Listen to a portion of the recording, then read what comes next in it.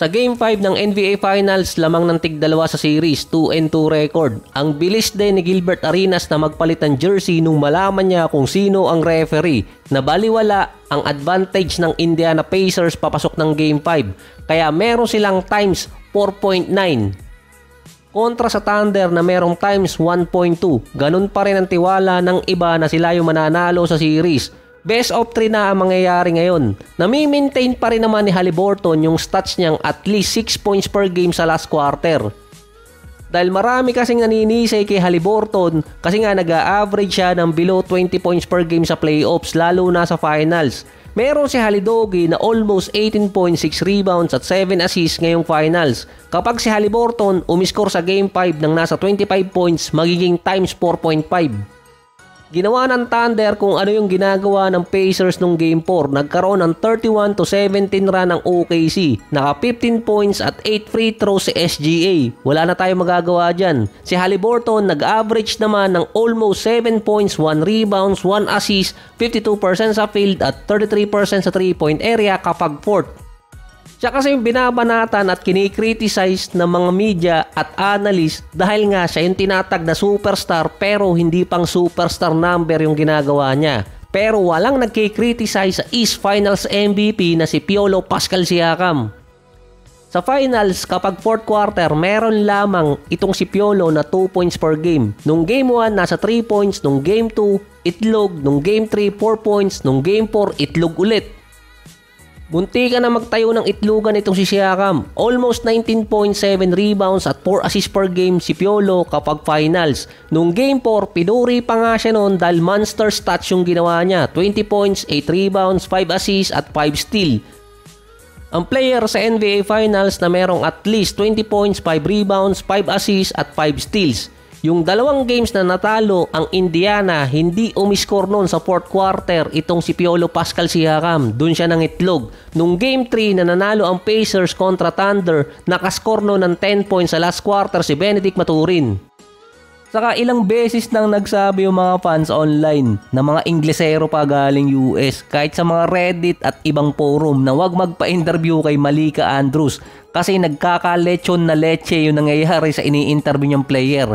Tingnan nyo na lang si Ja Morant, fine in the West. Game 1 si SGA, Game 2 si Turner, Game 3 si Haliburton, Game 4 si Piolo. Wala nang sumunod na OKC player dun. Mukhang naniwala na sa sumpa. Pangalan pa lang may mali na.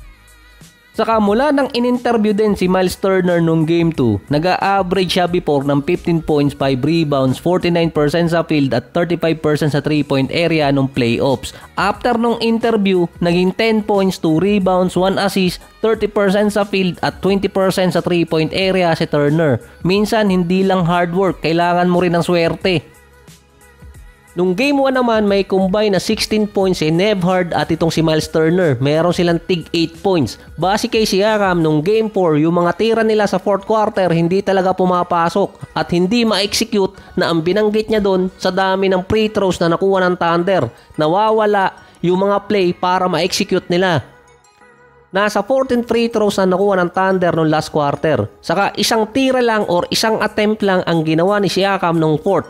Ang may pinakamarami doon si Nembhard at si Haliburton. May total ang Pacers na 5 out of 18 sa last quarter. Meron din silang 7 out of 10 free throws. Hindi naman ganun kalayo sa OKC. Yung tatlong na mintes na free throw sa Pacers galing yun sa isang player kay Benedict Maturin. Kung naipasok sana niya yun, nasa striking distance pa. Kaso 3 out of 4 ang namintis niya sa last 30 seconds. Katulad lang din ng West Semis papasok ng Game 5, tabla sa 2-2. Babalik sa OKC Thunder ang home court advantage. Salitan lang din sa first 4 games ang Thunder at Pacers. Kung sino makakuha ng Game 5, 74% winning rate sila ang magcha-champion. Nung West Semis, ang nakakuha ng Game 5, OKC. Nasa Thunder yung momentum at advantage na sila ang may chance na maghatid pa uwi sa Indiana Pacers. Sa OKC, mukhang tama yung sinabi na ibang mga player na siya magiging dahilan kung bakit mananalo yung Thunder ng championship. May average si Holmgren na 14 points, 9 rebounds, 1 assist, 40% sa field at 9% sa 3-point area. May total sa Game 4 si Holmgren na 14 points at 15 rebounds. Sa last 2 minutes siya nagbabantay kay Haliburton at kay Nembhard dahil siya yung isa sa best perimeter defender din ng OKC at rim protector. Siya yung naging defensive anchor. Naging critical yung depensa ni Holmgren nung nag-a-attempt ng comeback ang Pacers kahit pa sila yung magkakamba. Naging critical yung depensa ni Holmgren dahil nga nung nag-a-attempt pang makakambak yung Pacers. 2 critical stop ang ginawa niya. Hindi naman kasi niya kailangang umiscore dahil ando naman si SGA at si Jalen Williams. Kung susundan pa ang scoring pattern ni SGA, technically hindi pa siya umi-score ulit ng below 20 points. Pero ang pinakamalapit doon, Game 3. Meron siyang nasa 24 points at 9 out of 20 mula sa field. Kapag nagkaroon kasi si SGA ng low scoring game sa playoffs, ang chain nun 30 points ulit na sunod-sunod.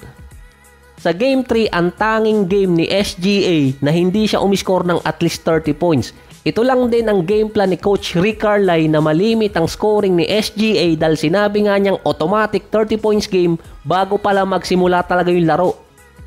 Mukhang okay rin naman yung injury na kuha ni Holmgren nung Game 4. Wala naman sinabi sa report na hindi siya maglalaro. On the spot pa rin siya para sa Game 5.